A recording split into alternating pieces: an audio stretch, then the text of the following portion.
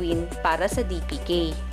Ang pondo namin na pinagkukunan para dito sa programang ito ay yung membership ng mga kasapi. Sa halagang 200 pesos, meron na silang lifetime membership para dun sa programa. And plus yung kanilang premium na yearly 600, bali yun yung bumubuo ng pondo namin. Para sa pagpaplano, gumamit ng isang projeksyong pinansyal o cash flow calendar.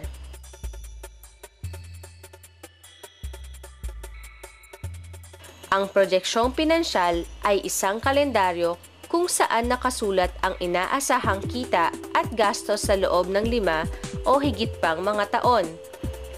Dito malalaman kung may matitira sa pondo o kung malulugi ang programa.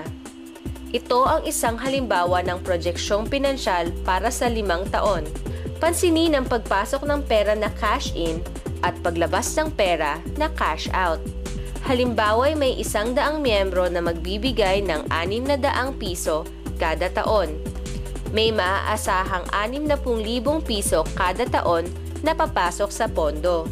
Kunwari din na pagkasunduan na 5,000 piso ang benepisyo para sa bawat magkasakit.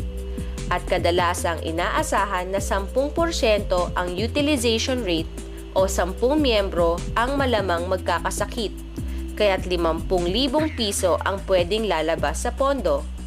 May ilang mga administratibong gastos na kailangan ding isipin, tulad ng pangsweldo sa DPK committee at iba pa.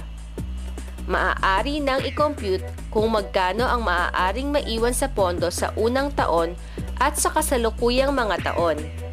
Ang projeksyong pinansyal ang pwede nating pag-aralan o i-analisa. Bago ang lahat, may 2 uri ng gastos na kailangang matutunan: fixed at variable.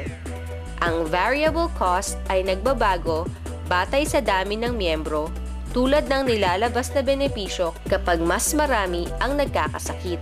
Ang fixed cost ay hindi nagbabago tulad ng mga administratibo na gastos.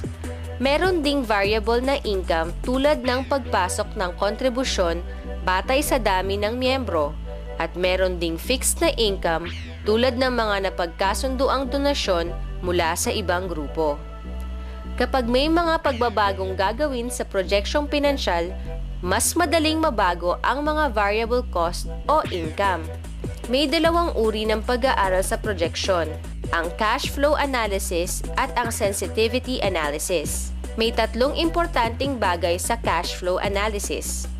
Una, tingnan ang net cash flow ng bawat taon sa projeksyong pinansyal.